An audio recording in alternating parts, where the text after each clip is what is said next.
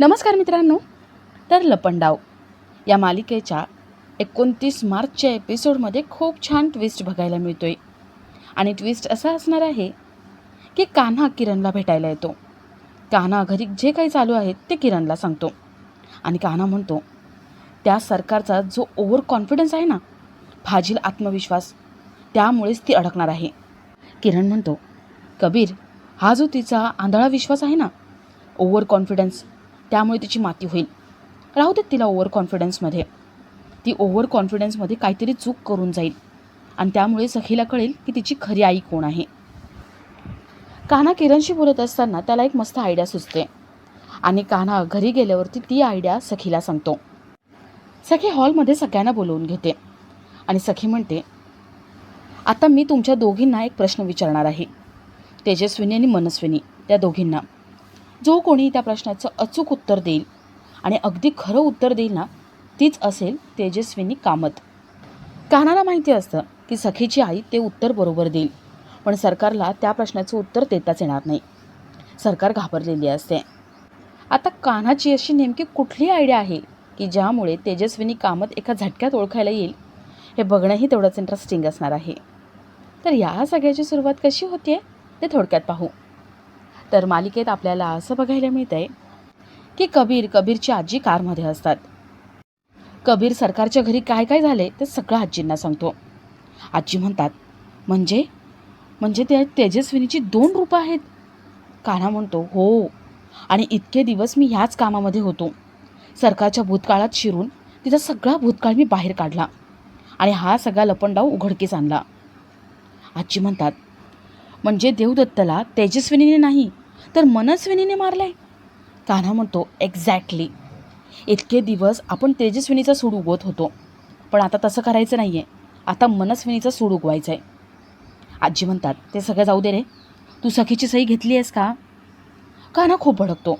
कान्हा म्हणतो, आता सखीच्या सहीचं काय इथे? कान्हा म्हणतात, हे बघ, सखीचे प्रॉब्लेम ते तुझ्या नावावरती करून घेऊ नकोस. तिची प्रॉपर्टी तुझ्या नावावरती करून घे. सखीचे प्रॉब्लेम ते तिचे आहेत. तू का स्वतःशी जोडून घेतो त्या प्रॉब्लेमला? तिचा मार्ग वेगळा आहे आणि आपला मार्ग वेगळा आहे, लक्षात आहे ना? कान्हा ओरडतो. कान्हा म्हणतो, हो हो, सगळं लक्षात आहे माझ्या. पण मा, तुमच्या कसं लक्षात येत नाही आहे? अहो, आपली खरी गुन्हेगार तेजस्विनी नाही, मनस्विनी आहे आणि आपण तिला शिक्षा द्यायला हवी. आणि त्यासाठी फक्त 4 दिवस थांबायचे. पुढचे 4 दिवस खूप महत्त्वाचे आहेत. या 4 दिवसात खरी तेजस्विनी कोण हे समोर येणार आहे. आजी म्हणतात, खरं कोण खोटं कोण याच्याशी आपला काहीही संबंध नाही आहे. आणि समज कबीर, 4 दिवसांनी सखीला समजलं की सरकार ही मनस्विनी आहे. मग काय होईल? त्या मनस्विनीला घराबाहेर काढतील. मग पुढे काय? झाला न्याय? म्हणजे तिने जे काही केलं आपल्यासोबत, इतकी वर्ष आपण त्याचं प्लॅनिंग करतोय, त्याची एवढीशी शिक्षा दिला? कान्हा म्हणतो, नाही मा, तसं नाही आहे. आता फक्त 4 दिवस. 4 दिवसानंतर निकाल लागेल आणि तेव्हा सरकार कोण आहे हे कळेल. सखी सरकारला घराबाहेर काढेल आणि त्यानंतर आपण आपला सूड उगवायचा. त्यापुढे सरकार जेव्हा घराबाहेर पडेल ना, त्यानंतर ती आपल्या ताब्यात असेल आणि त्यानंतर प्रत्येक क्षणाचा आपण तिच्याकडून हिशोब घ्यायचा. तिला सगळं भोगायला लावायचं जे आपण इतकी वर्ष भोगलोय. आता जास्त दिवस नाही मा, फक्त 4 दिवस. 4 दिवस प्लीज मला द्या. 4 दिवसानंतर आपल्याला हवं तसं सगळं होईल. आणि मा, तुम्हाला माहिती आहे का, 12 वर्षाचा वनवास भोगून आली आहे ती तेजस्विनी कामत. अहो, त्यांना जेव्हा मी प्रत्यक्षात पाहिलं होतं ना, तेव्हा अक्षरशः मी हल्लो होतो. पण जाऊ दे, सखी भेटली आता तिच्या खऱ्या आईला. आता सगळं चांगलं होणार. आजी कान्हाला 4 दिवसांची मुदत देतात. तर थोड्या वेळाने कान्हा घरी येतो. सखी इथे विचार करत असते. कान्हा म्हणतो, सखी मॅडम, काय झाले? काल रात्री पण तुम्हाला नीट झोप लागली नाही. सखी म्हणते, कान्हा, अरे तू गाढ झोपला होतास, पण तरी तुला माहिती आहे की मला झोप लागली नाही. अरे इतके दिवस तुझ्या मनात जे काही चालू होतं ते मला का कळू दिलं नाही तू? मला आत्ता कळते. मला तू प्रश्न विचारत होतास, कोडी सोडवून घेत होतास, या सगळ्याचा अर्थ काय आहे ते आत्ता कळते. तुला माझ्या बालपणीच्या आठवणीमध्ये काही रस नव्हता. तुला फक्त सरकारचा भूतकाळ शोधून काढायचं होतं म्हणून ना? अरे मला का पत्ता लागू दिला नाही? मला पण सांगायचं होतं ना, मी काहीतरी मदत केली असती. कान्हा, अरे का लपवून ठेवलं? कान्हा, तुला चांगलंच माहिती आहे ना, मी एक सिंपल मुलगी आहे. मला हे छक्के पंजे हेवे दावे नाही कळत. मला सुरुवातीला तू स्वार्थी वाटला होतास, पण त्यानंतर तू समजलास मला कळू लागलास आणि मी तुझ्या प्रेमात पडले. मी तुझा कायम विचार करत राहिले आणि तू कधीच माझा विचार केला नाही. तू मला कधी काहीच सांगितलं नाही. तुझ्या मनातलं सगळं लपवून ठेवलं.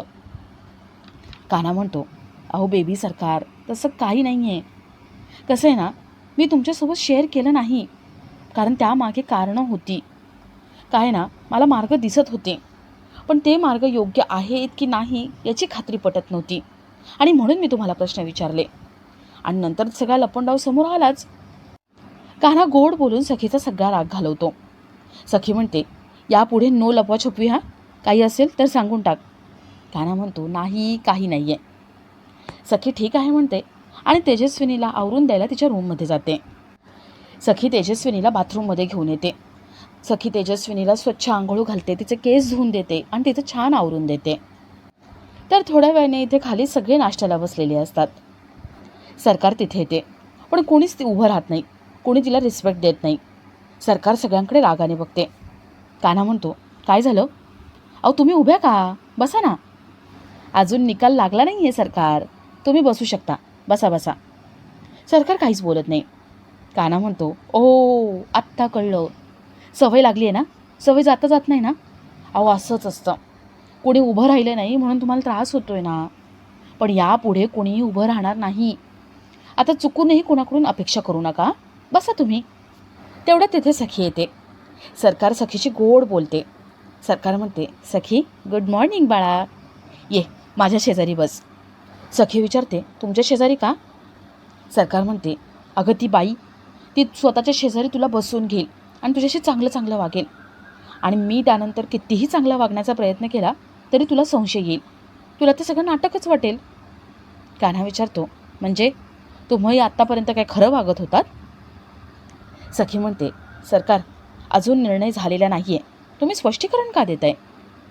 सरकार भडकते आणि नाश्त्यासाठी बसते. सरकार स्टाफला नाश्ता वाढायला सांगते.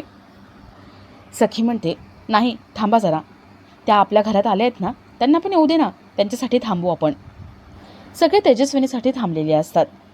सरकार म्हणते, सखी तुला कळतंय का, ती बाई, ती घाणेरड्या अवतारातली बाई आपल्यासोबत बसून इथे आपल्यासोबत टेबलवर नाश्ता करणार?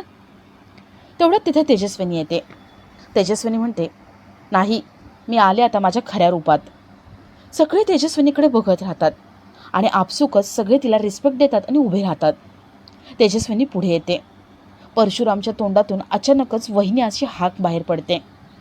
तेजस्विनी म्हणते, मला सखीने आंघोळ घालून दिली, कशी दिसते मी? कान्हा म्हणतो, अगदी खऱ्या तेजस्विनी कामत, या बसा ना. अहो बरोबर सरकारच्या समोर बसा. सरकार रागाने तिच्याकडे बघत असते. तेजस्विनी चेअरवर येऊन बसते आणि ती प्रेमाने कुल्फीशी बोलत असते. इथे सरकार मनात म्हणते, आता काहीही करून सखीला माझ्याकडे वळवलंच पाहिजे. आता वेळ वाया घालून चालणार नाही, पण काय करू काय? सरकार खूप विचार करते आणि आपला आजचा हा भाग इथेच संपतो.